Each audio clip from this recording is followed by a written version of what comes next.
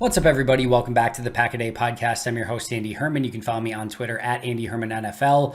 We are once again going to be continuing our NFL prospect breakdowns, our draft breakdowns.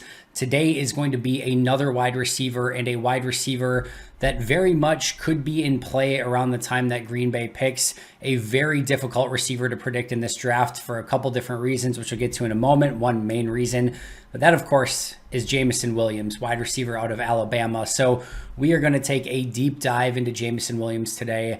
And let me just start off by saying, how freaking fun is Jameson Williams? His tape from this past year is the definition of playmaker, explosive. We'll get into all of those strengths in just a second, but let's start off with the basics first.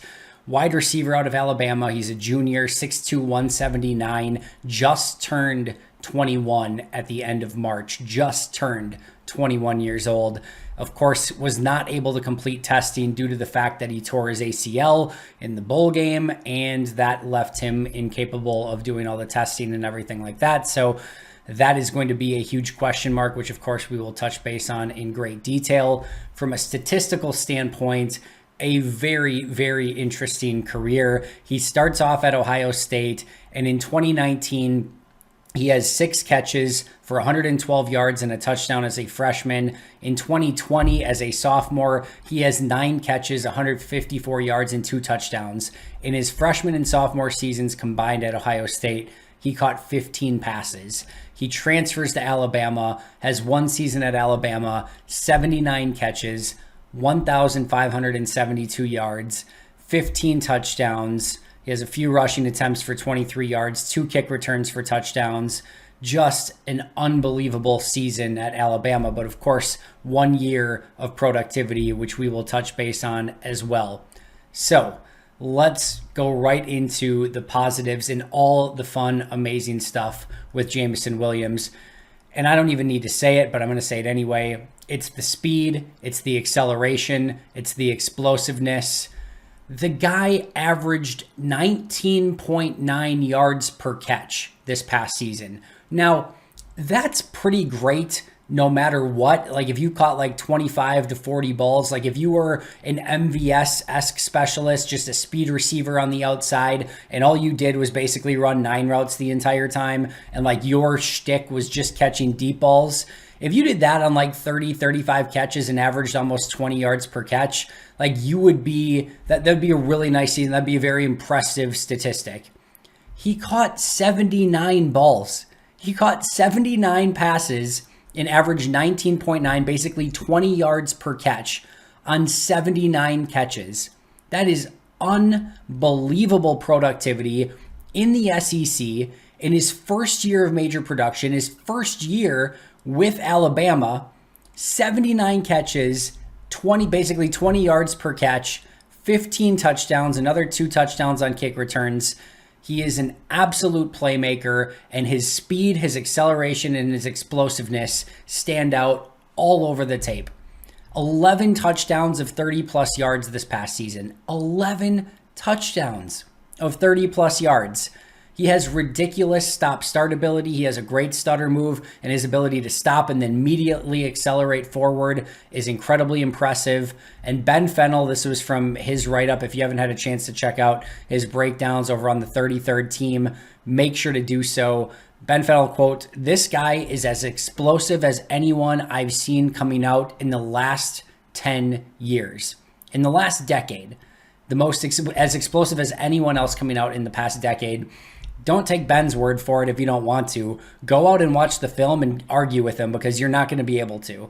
He is that explosive, that fun. Yes, guys like Jalen Waddle and Henry Ruggs and those type of players are incredibly explosive players. Jameson Williams is as explosive, and again, at 6'2" height. That's what makes it so impressive, all of it. And what I'll put, sort of the finishing touch on that piece of it, he is a game plan changer. We heard Matt LaFleur talk about they need somebody on the outside that has the ability to take off, the top of the defense, and that defenses have to, kind of keep honest, maybe keep a safety back. Jameson Williams is more than that. He's not just we got to keep a safety over the top. He is the defensive coordinator is going to be staying up at night later throughout the course of that week because Jameson Williams is on your roster. And the reason that I say that is because he has the ability to beat you both before the catch and after the catch. And from an explosive standpoint, what I mean by that is Davante Adams, was for the most part, he really got better after the catch this past season, but he was a before the catch guy, right? He was going to win with his routes, with his releases. He, for the most part, that's how he was going to win and make explosive plays, was with his route running ability and sort of before the catch. Tyreek Hill, he can win before the catch as well, but he's going to win after you get the ball in his hands and he's going to separate. I guess, Jameson Williams is a great comp in some ways to Tyreek Hill, right? Hill could be the guy that runs right past you and you connect with him for a deep pass for a touchdown, or you can get it to him behind the line of scrimmage and he can take it for a touchdown. Long story short is he is a constant threat to score a touchdown on any play.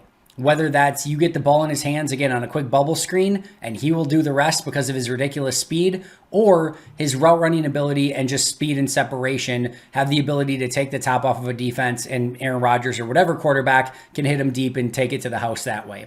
He can beat you at any moment in both ways. And again, that is going to keep defensive coordinators up at night figuring out exactly how they want to game plan against that, because there's not just one guy in a defense that you can just say, all right, we're going to put this guy. And if you have a Jair Alexander, you've got a much better chance or something like that, of course, right? There's nobody that's unbeatable, and there's always an answer to the question. But he is a chess piece gets overused. I don't know that it's a perfect analogy here, but he's just a playmaker and a game changer and a game plan changer that you have to constantly be aware of and have a plan for.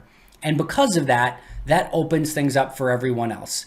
This is a souped up MVS, right? When we talk about MVS, over the last couple seasons, we talk all the time about the fact that even when MVS is on the field, even if he's not getting a target his way, defenses have to play a little bit different because they know if they allow MVS up the sideline with no safety over the top, he has the ability to beat them at any given moment. Well, Jameson has that, but he has all the ability to win after the catch, behind the line of scrimmage. Again, he can win at the catch point. He just has a lot of different ways to beat you, and that's what makes him so dangerous, such a game breaker, and such a playmaker. From a route running standpoint, great footwork, sinks his hips, crisp breaks. Love how he works at the top of his route, just doesn't give up, keeps working. Again, he has a great stutter step move, as I mentioned earlier.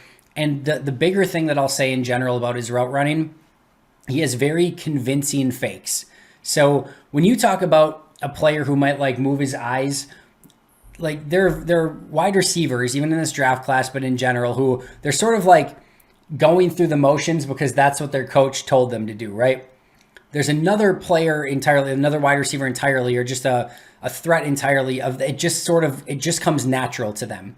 You don't have to tell Jameson Williams to juke one way or to look one way or to gain leverage. It just comes very naturally to him. He is a natural route runner in that regards, and his fakes are convincing to the point where corners are they can't really read what he's going to do. It's almost more feel for Williams than it is, again, a coaching technique. There are some wide receivers who are going through those techniques and using their eyes and using the shoulder lean and getting off of coverage and separating because that's what their coach taught him to do. For Jameson, it just feels like it's second nature. He knows what the cornerback's going to do, and his fakes are very natural, very smooth, and it doesn't look coached or robotic at all, and that makes it that much more convincing.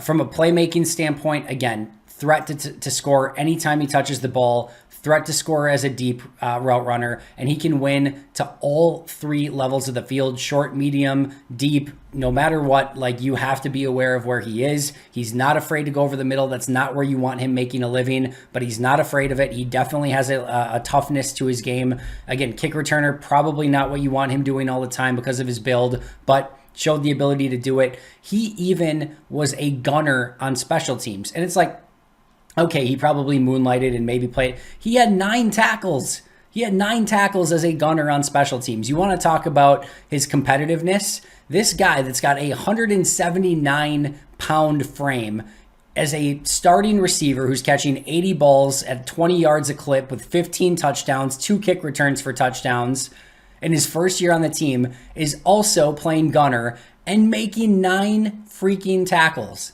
Like, again, that just shows his level of competitiveness. And you can see, not only with that, not only with the special teams, but you can see the game matters to him. You can see how competitive he is on the field in a good way. You can see that, like, if he did something that he wasn't like it, that it matters to him, that he's frustrated when he did something wrong, that he's excited when he did something well. And that might seem like something that is so minor, but for so many guys, like, they're so caught up in the minutia of the game, like, they're still, like, if you can find somebody that has high-end traits with a competitive drive, like, they're probably more often going to live up to the expectations and have a much higher opportunity to reach the ceiling. And you can just tell with Jameson Williams that he's competitive, he cares about the game, he cares about his craft. And again, it also comes very naturally to him. We talked a little bit about the route running already, but his ability to vary speeds is really impressive. And again, that's where I talk about the natural ability and the fakes and the jukes and the hesitations. It's natural. I can't stress it enough. It looks and feels like he is supposed to be doing what he's doing. And again, it's not a coach thing. It just is all there. He understands it. He gets it. He also understands angles very well. So you will see wide receivers at times, just take a poor angle on the ball, or, maybe go towards the sideline when they should have cut it in, or cut it in when they should have went towards the sidelines. Jameson has a great understanding of angles, and he can erase any safety or corner's angle on the ball with his ridiculous speed. So it helps that, you can erase angles, but he also takes great angles, which allows him to separate even quicker. And again, even if a corner is step for step with him, his angle with his speed, like, good luck catching him in open space. More often than not, it's a near impossibility to try to catch him in any capacity. The other thing is, we talked about MVS, drawing coverage to his side of the field because he's a deep threat. You see this over and over, especially as the season progressed and teams realized what Jameson Williams was doing. All of a sudden, you were seeing some double teams. You were seeing coverage over the top. You were just seeing a lot more attention on Jameson Williams. And because of that, it opened up the rest of the players on his team. It opened the running game up more, the tight ends, the underneath routes. And, the more people that were focused on Jameson Williams, the less focus there was on everyone else. And again, that opened up the offense for the rest of Alabama's players and playmakers. And he would have that very similar ability in the NFL. Again, he has to reach his ceiling. He's going to have to continue to work. He's going to have to put on some weight. He's going to have to become a more detailed route runner. He's going to have to put, effort into learning the playbook. It's not just, nobody's a guarantee that they're just going to work out. But we're talking about, like, if the traits carry over and if he reaches his ceiling, he's going to open up the offense for everyone else on the team because of what he can do and his ability not only to take the top off of it, but just drawing attention and drawing eyes. Even if he's running over the middle, you'll see safeties start to jam those routes because they don't want Jameson Williams to get the football. Even if he's on a screenplay, you can do some of those fake screens where, you've got a fade on the other side of it and everyone's going towards Jameson because they're so intent on trying to stop him and not let him get going that it just opens up things for everyone else. So drawing coverage, body control and balance. You don't really see him getting out in front of himself. He's able to stay balanced. He's able to make quick cuts. He's got great body control. He has a good catch radius. When we talk about some of these players like Jalen Waddle, Devontae Smith, Tyreek Hill, like, they're great speed receivers, but they don't always have a great catch radius, which means they have to win with separation. But Jameson's, again, he's 6'2" with great body control, and he shows that he can pluck the ball out of the air. And now he has some drop issues, which we'll get to in just a moment, but he also has some really fantastic catches on tape. Like, he will make sliding catches, he will make diving catches, he will make leaping catches, he will make contested catches. Some of those things he can continue to get better at, and again, we'll touch base on that in a moment, but you see a lot of difficult, fantastic catches on tape, and again, that should be something that carries over to the NFL as well. And then, we always talk about where a player like this lines up. If they just line up on the right or the left or just in the slot, that's going to potentially limit them, or it's going to make them really have to, change the way that they play when they come into the NFL because teams want them to be much more varied in what they can do on the field. Well, he played 281 snaps on the right, 229 on the left, and 160 in the slot. So Alabama had no issue using him left, right, slot, etc. And he could win in all three spots and in all three different positions as well. And then last but not least, as I mentioned, the kick return ability. He had 10 kick returns, 352 yards, and 2 touchdowns. Again, with his frame, do you want him doing a bunch of gunning and do you want him doing a bunch of kick returning? Probably not, but he has that ability to do so. And again, it just adds to what he could potentially bring to the table as you bring a player like this onto your football team. Always, of course, there are some negatives as well. The biggest is that torn ACL. So when does he get back? How much does it affect his game? And again, it should be noted that torn ACLs are not the death blow that they once were. I know that Packer fans' most recent memory of this is David Bakhtiari, and that torn ACL did not go according to plan, and his ability to get back on the field it took a very long time. That is usually the exception to the rule. Look at George Pickens, what he was able to do when we talked about him on the breakdown at Georgia, basically coming back the same year, out in spring practice, back by the end of the year, playing in games and making big catches. There is some buzz out there that he could be potentially ready to go by training camp. Now, to me, that sounds very much like agent buzz to me, and you should probably expect that he's going to miss some time.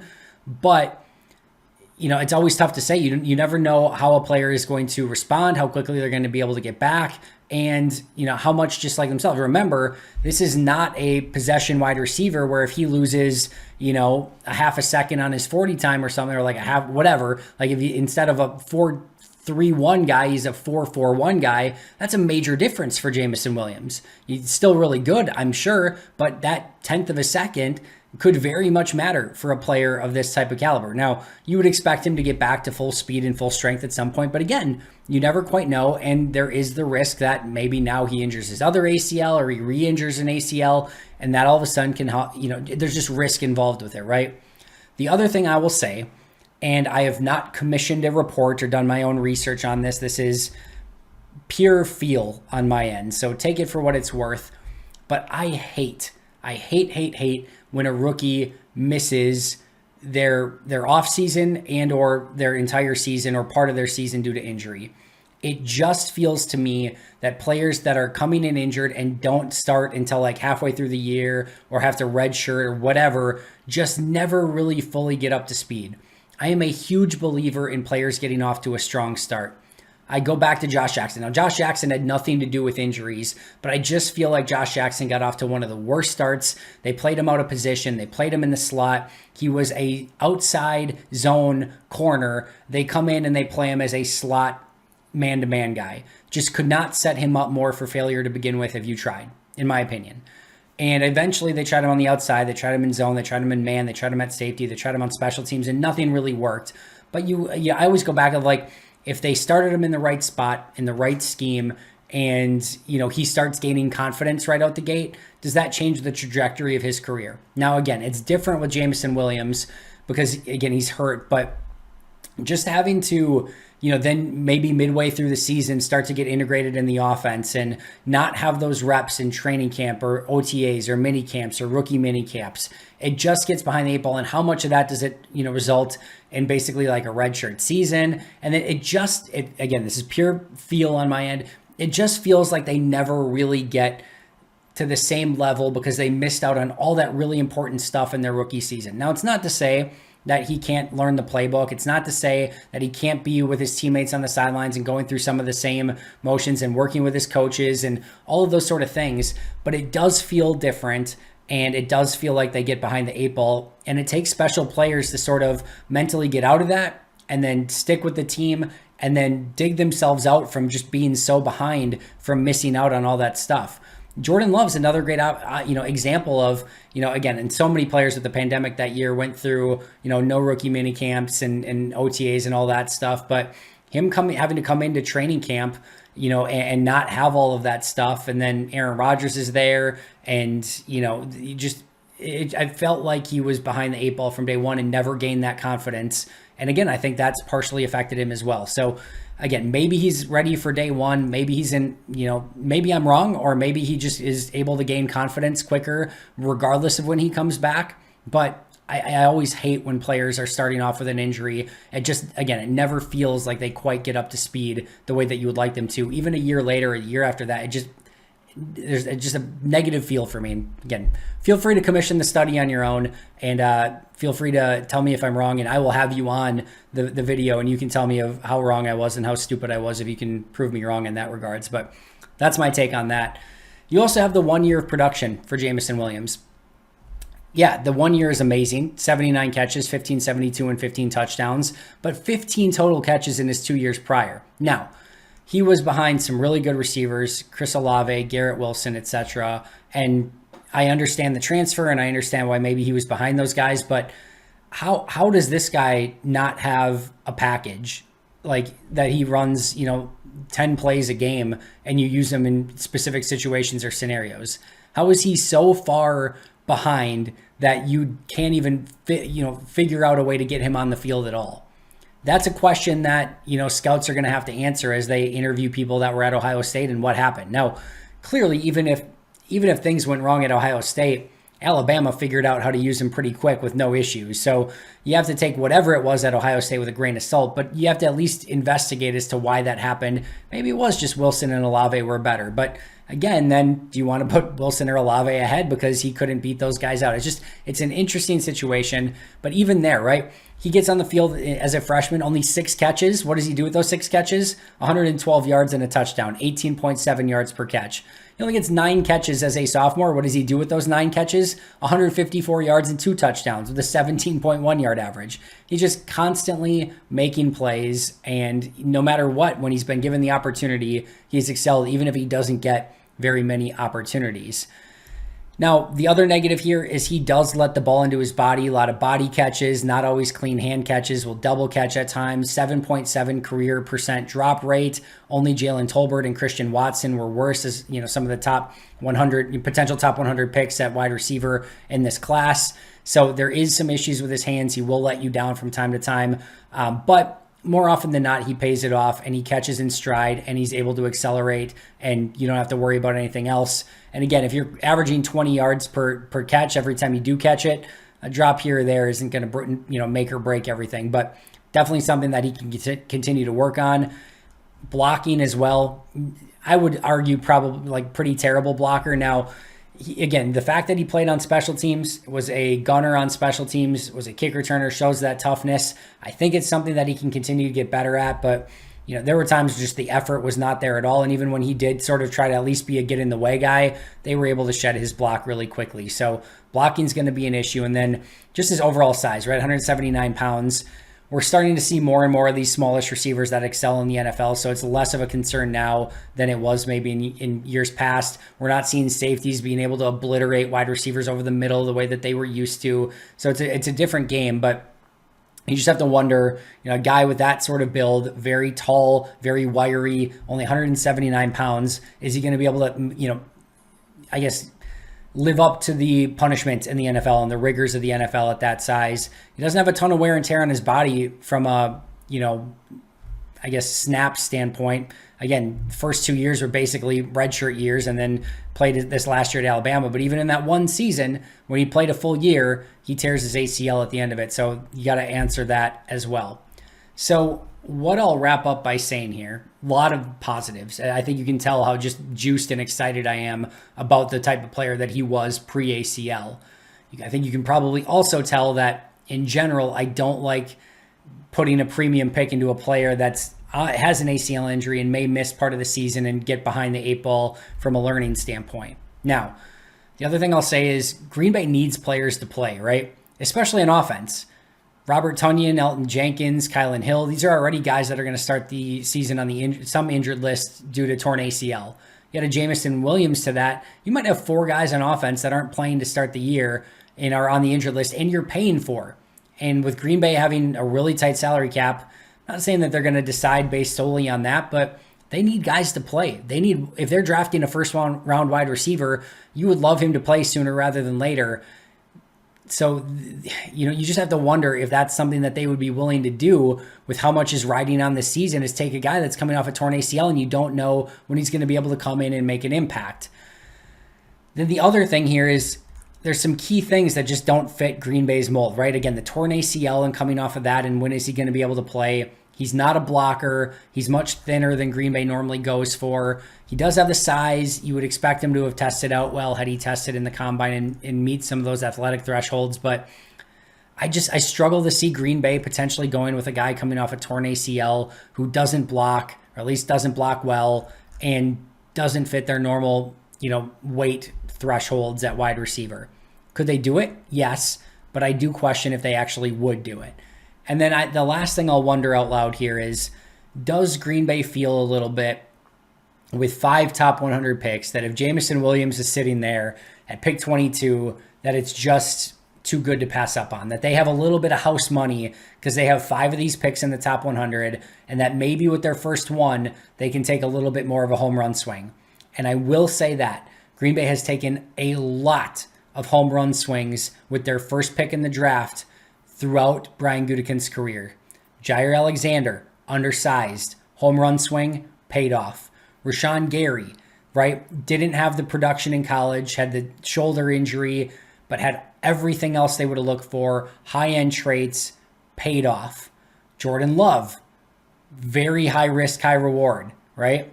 We don't know yet if it's going to pay off, but that was another clear home run swing where if it pays off, you've got another decade of really talented quarterback play.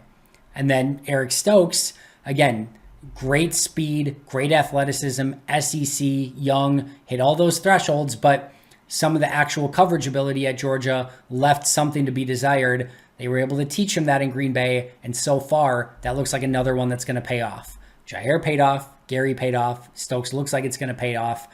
Jordan Love is a question mark, but that's 4 legit home run swings. Now again, not saying that just because you take a home run swing, you're going to pay it off, but Brian Gutekunst, with his first pick in every draft, has taken a level of risk knowing that if these pay off, they're going to be in a really good position. Maybe that's Jameson Williams this year. High risk, torn ACL, doesn't necessarily meet some of their thresholds, but if he pays off, you have an absolute game wrecker potentially on your hands at wide receiver to replace Davante Adams. Maybe not right away, but into the future. So will they feel like they can take that home run swing, maybe play a little bit with house money, knowing they have 4 more picks in the top 100? I don't think this is the direction they will go, and clearly Jameson Williams could be gone by that point anyway. If he's there, it would be interesting if Brian Gutekunst actually did pull the plug and go with Jameson Williams at wide receiver, and there would be a lot to be excited about if they do go in that direction, and if he even comes close to paying off his high-level potential. That's going to do it for me today. Always appreciate you joining me. I'll be right back here tomorrow with an all-new episode. Make sure to subscribe if you haven't already. But until next time, and as always, go Pack Go.